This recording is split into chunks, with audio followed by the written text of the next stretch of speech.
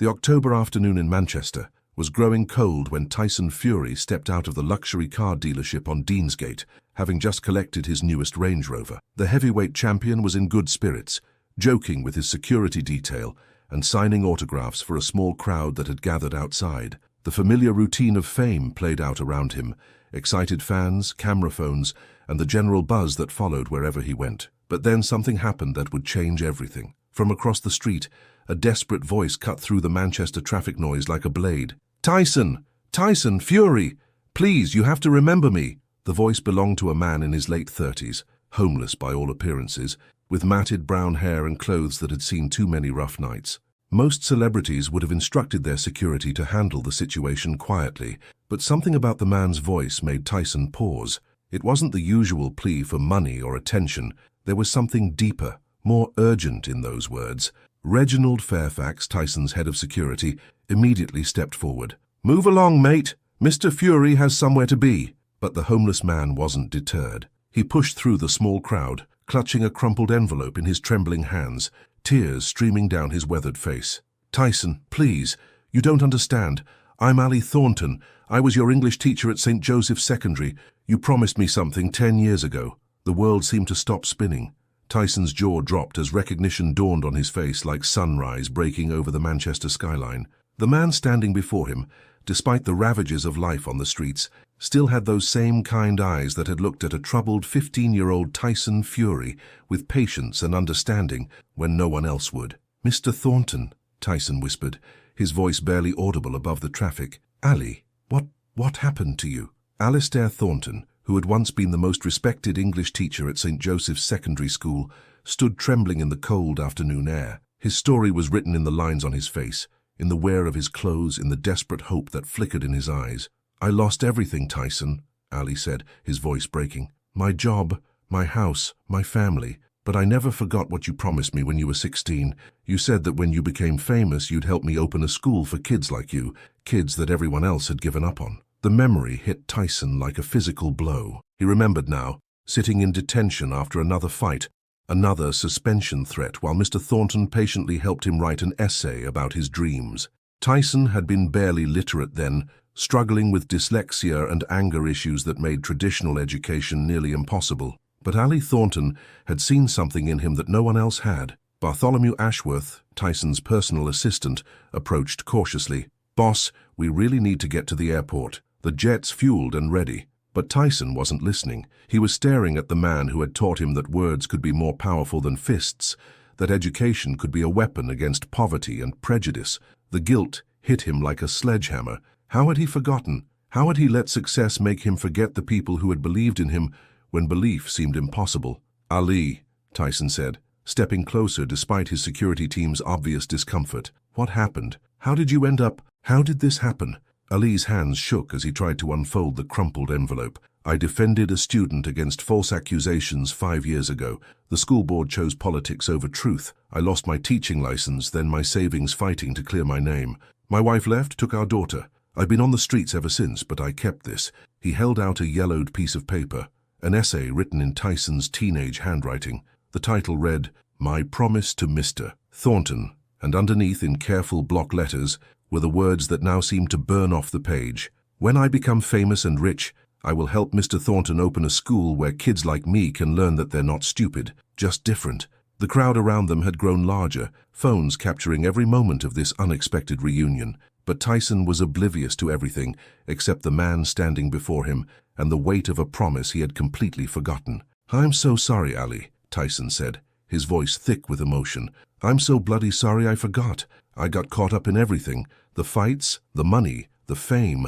But you're right, I made you a promise, and I'm going to keep it." Reginald cleared his throat nervously. "Mr. Fury, perhaps we could arrange a meeting tomorrow." "No," Tyson said firmly. "Not tomorrow. Today. Right now." He turned to Ali with sudden determination. "Come with me." "What?" Ali stammered. "Come with me. Get in the car. We're going to sort this out right now, today." "But I can't. Look at me, Tyson. I'm not fit for your world." Tyson placed a gentle hand on Ali's shoulder. "You taught me that a man's worth isn't measured by his clothes or his address. It's measured by what's in his heart. And your heart, Mr. Thornton, is worth more than all the money I've ever earned." The drive to Manchester's private airport was surreal. Ali sat in the back of the luxury SUV, overwhelmed by the leather seats and climate control, while Tyson explained that they were going somewhere special, though he refused to say where. "I don't understand," Ali said, as they pulled up to where Tyson's private jet waited on the tarmac. "Where are we going?" "Trust me," Tyson replied with a mysterious smile, "just like I trusted you when I was 16 and you told me I could be anything I wanted to be." As they boarded the aircraft, Ali was greeted by Evangeline Pemberton, the pilot, and Cordelia Blackwood, the flight attendant, both of whom treated him with the same respect they showed Tyson. It was the first time in 5 years that anyone had treated Ali like he mattered. "Mr. Thornton," Cordelia said warmly, "Mr. Fury has told us so much about you. It's an honor to have you aboard." Ali looked at Tyson in confusion. "You've told them about me?" Tyson's smile grew wider as the jet engines began to whir to life. "Ali, there's something I need to tell you, something that's going to change everything." As the private jet climbed through the clouds above Manchester, Ali Thornton found himself in a world he could never have imagined. The aircraft's interior was luxurious beyond anything he had ever experienced. Cream leather seats, polished wood panels, and a sense of space that seemed impossible 30,000 feet above the ground. But what struck him most was how naturally Tyson moved through this environment, as if he had been born to it. "I still can't believe this is real," Ali said, running his hands along the armrest of his seat. "5 hours ago I was sleeping under a bridge, and now I'm flying in a private jet with the heavyweight champion of the world." Tyson settled into the seat across from him, his expression growing serious. "Ali, I need to explain something to you, about that promise I made and about why I really brought you up here today." Cordelia approached with a tray of sandwiches and hot tea, setting it down between them before retreating to give them privacy. Ali reached for a sandwich with shaking hands. It had been 2 days since his last proper meal. "Take your time," Tyson said gently, watching his former teacher eat. "We've got about an hour-and-a-half flight ahead of us." "Where exactly are we going?" Ali asked between bites. "All in good time," Tyson replied. "But first I want you to tell me everything. How did you really end up on the streets? What happened after I left school?" Ali set down his sandwich and stared out the window at the clouds below. The pain in his eyes was evident as he began to speak. "It was 2019, he said quietly. "I had been teaching for 15 years by then. I loved my job, loved working with kids who reminded me of you, troubled kids who just needed someone to believe in them." He paused, gathering strength to continue. "There was this boy, Marcus Williams. Brilliant kid, but from a rough background. Some of the other teachers wrote him off as a troublemaker, but I saw potential in him. One day, another student accused Marcus of stealing money from her locker. The evidence was circumstantial at best, but the school board wanted to expel him to avoid any negative publicity." Tyson leaned forward, listening intently. "I fought for him," Ali continued. "I investigated on my own time and discovered that the girl who made the accusation had a history of lying about these things. Her father was a major donor to the school, and when I presented my evidence, they buried it. They said I was being disruptive, questioning authority." "What happened to Marcus?" Tyson asked. "He was expelled anyway. Last I heard, he ended up in juvenile detention and then prison. His life was ruined because I couldn't protect him." Ali's voice broke slightly. "I kept fighting, took it to the media, to the education board. The school retaliated by questioning my teaching methods, my relationships with students. They made it seem like I was the problem." Tyson felt anger rising in his chest. "They destroyed your reputation to protect themselves." "Exactly. I lost my teaching license, spent all my savings on legal fees trying to clear my name. My wife, Sarah, she tried to support me at first, but the stress was too much. She said I was obsessed, that I was putting my crusade above our family." Ali pulled out a worn photograph from his jacket pocket, a picture of a woman and a young girl, both smiling. "She took our daughter, Emma, and moved to Australia, said she couldn't watch me destroy myself anymore. I haven't seen Emma in 3 years. She's 11 now." The pain in Ali's voice was almost unbearable. Tyson reached across and placed his hand on his former teacher's shoulder. "I'm so sorry, Ali. I had no idea. If I had known." "How could you have known?" Ali interrupted. "You had your own life, your own career to build. I don't blame you for that. But Tyson, there's something else I need to tell you." Ali reached into his pocket and pulled out several more pieces of paper, all essays written in Tyson's teenage handwriting. "I kept these," he said. "Every essay you wrote for me, every story, every poem. Even when I lost everything else, I kept these." Tyson stared at the papers in amazement. "You kept my schoolwork for all these years? Do you remember what you wrote about in your final essay for my class?" Tyson shook his head, embarrassed by his own memory. Ali unfolded one of the papers and began to read, in a voice thick with emotion. Mr. Thornton showed me that being different isn't being wrong. He taught me that my dyslexia doesn't make me stupid, and my anger doesn't make me bad. He said that one day I could use my difference to help other kids who feel like they don't belong anywhere. When I become famous, I want to help him build a school where kids like me can learn that they're not broken, they're just special in ways that most people don't understand. Tyson felt tears welling up in his eyes. I wrote that? You did. And Tyson, every time I read those words during the worst nights on the street, they kept me alive. They reminded me that even if I had failed, Marcus, even if I had lost everything else, I had succeeded with you. You became everything I knew you could become. The emotion in the cabin was overwhelming. Tyson stood up and walked to the window, looking down at the landscape passing below. Ali, I need to confess something to you, he said finally. I did forget about the promise I made you. For years, I was so caught up in my own success that I forgot about the people who helped me get there. He turned back to face his former teacher. But about 6 months ago, I was at a charity event for disadvantaged youth, and something happened that changed everything. A kid came up to me, reminded me so much of myself at that age, and he asked me who had inspired me to become successful. I started to tell him about my boxing trainers, my family, my wife, but then I realized I was missing the most important person. Ali looked up at him with curiosity. You, Ali. You were the first person who ever made me believe that I was intelligent. You taught me that being different could be a strength, not a weakness. That night I went home and started trying to find you. You were looking for me?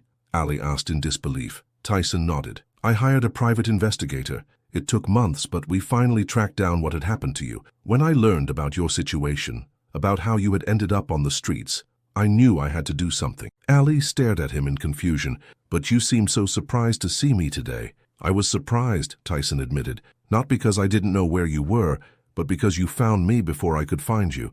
I was actually planning to come looking for you tomorrow. The jet began to descend, and Evangeline's voice came over the intercom. Gentlemen, we'll be landing in about 15 minutes. Please prepare for descent. Ali looked out the window and saw unfamiliar countryside below. Tyson, where exactly are we? Tyson's smile returned, broader than before. We're about to land at a private airfield in the Yorkshire Dales, and Ali, what you're about to see is going to change your life forever. What do you mean? Remember that promise I made you about helping you build a school for kids like me? Well, it turns out that some promises find their way back to you, even when you think you've forgotten them. As the jet touched down on the runway, Ali could see several vehicles waiting in the distance and what appeared to be a small crowd of people. His heart began to race with anticipation and confusion. Tyson, what have you done? The heavyweight champion reached over and squeezed his teacher's hand. I kept my promise, Ali. And you're about to see that you've touched more lives than you ever imagined. As the jet's engines wound down and the door opened, Ali Thornton stepped onto the tarmac with trembling legs.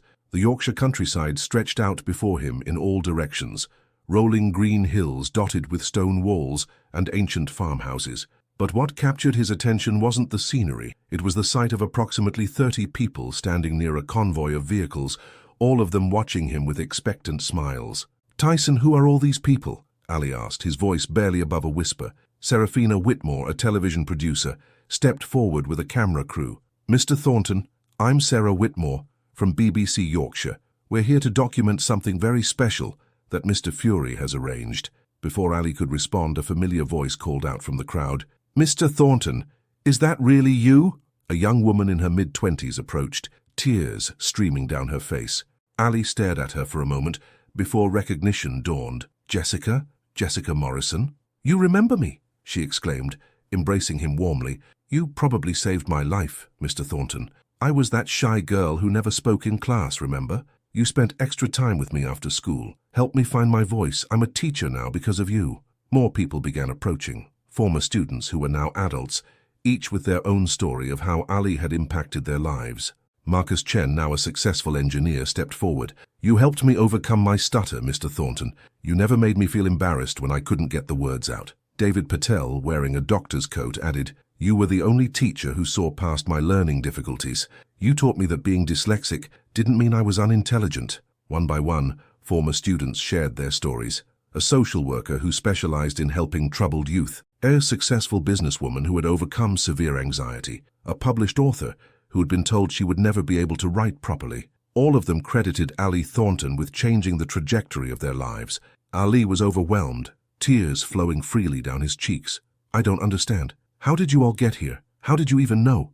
Tyson stepped up beside him, placing a supportive hand on his shoulder. I told you I hired a private investigator to find you. Well, he also helped me track down some of your former students. When I told them what I was planning, they all wanted to be here. Planning what? Ali asked, his voice shaking. Cornelius Harrington, the headmaster of St. Joseph's Secondary School, stepped forward from the crowd. He looked uncomfortable and ashamed as he approached. Mr. Thornton, he said formally, I want to publicly apologize for the way the school treated you. The investigation into your dismissal has been reopened, and we've discovered significant evidence of misconduct by the previous administration. Your teaching license has been fully restored, and your name has been cleared of all charges. Ali staggered backwards, caught by Tyson's steady hands. What? But how? Your former students were very persuasive witnesses, Harrington explained. And when Mr. Fury's legal team got involved, certain facts came to light that had been previously buried. Magnolia Weatherby, a social worker, stepped forward with a thick folder. We also have news about Marcus Williams, the student you tried to protect. He's been released from prison and has completed his GED. He wanted to be here today, but he's starting a new job. He asked me to give you this. She handed Ali a handwritten letter.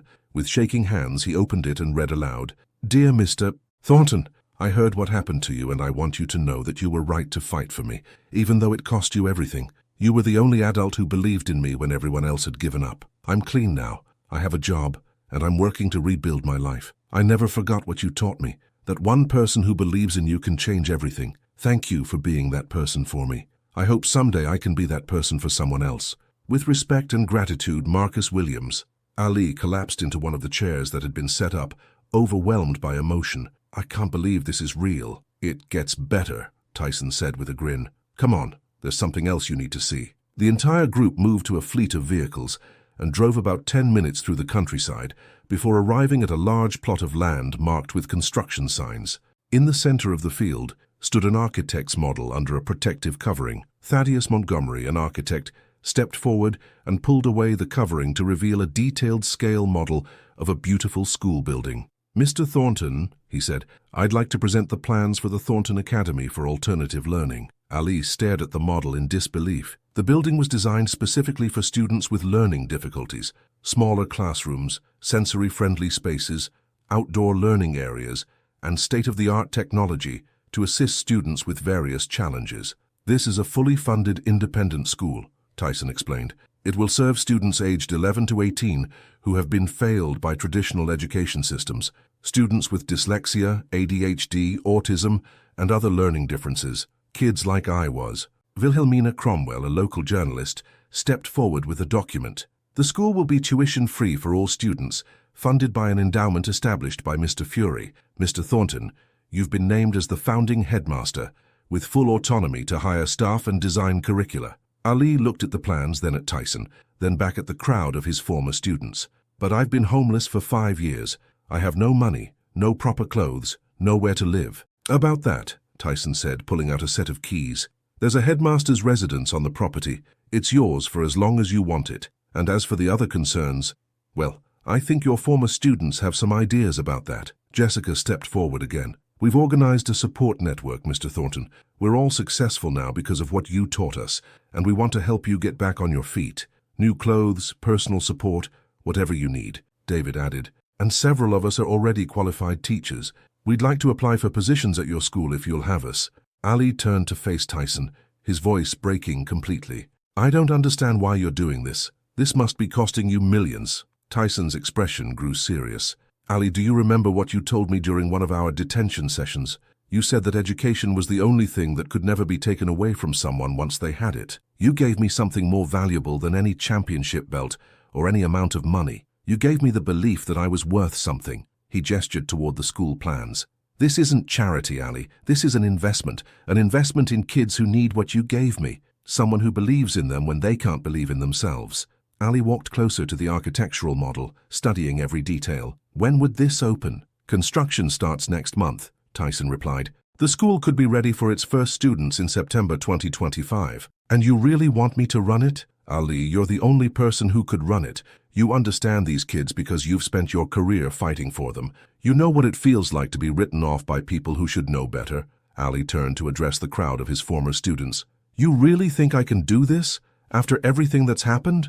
Marcus Chen stepped forward. Mr. Thornton, you taught us that failure isn't falling down, it's staying down. You've been knocked down, but you never stayed down. You never gave up on us, and we're never going to give up on you. The emotion was overwhelming. Ali looked around at the faces of people whose lives he had touched, at the architectural plans for a school that would help hundreds of children, at Tyson Fury, the troubled teenager who had grown up to become a world champion and was now using his success to honor a promise made in a detention classroom 15 years ago. I accept, Ali said finally, his voice strong for the first time in years. I accept the position, and I promise you that every child who walks through the doors of Thornton Academy will know that they are valued, that they are capable, and that they are never alone. The crowd erupted in cheers and applause. Serafina's camera crew captured every moment as former students embraced their teacher, as Tyson and Ali shook hands and then embraced like father and son. As the celebration continued around him, Ali pulled Tyson aside for a private moment. Tyson,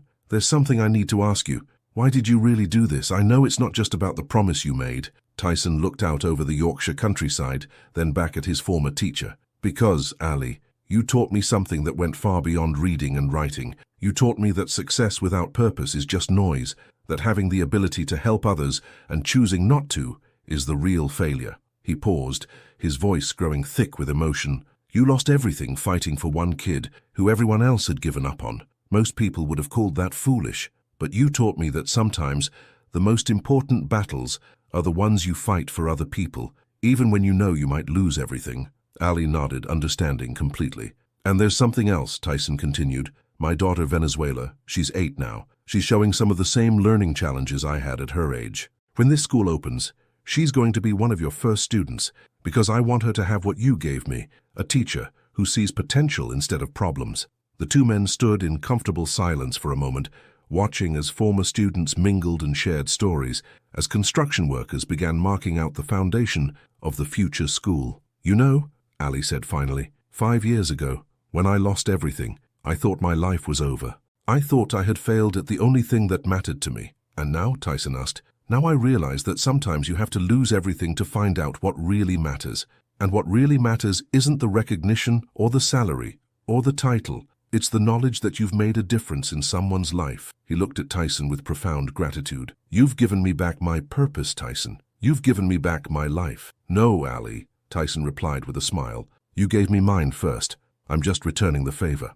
As the sun began to set over the Yorkshire Dales, casting long shadows across the field where Thornton Academy would soon stand, two men, a world champion boxer and a homeless teacher, stood side by side, united by a promise made in a detention room and fulfilled on the wings of a private jet. The homeless man who had been forgotten by society was homeless no more. The promise that had been lost in the noise of fame and success had found its way home, and somewhere in the distance, the future echoed with the voices of children who would one day walk through the doors of a school built on the foundation of a simple truth, that every person deserves someone who believes in them, no matter how different they might be.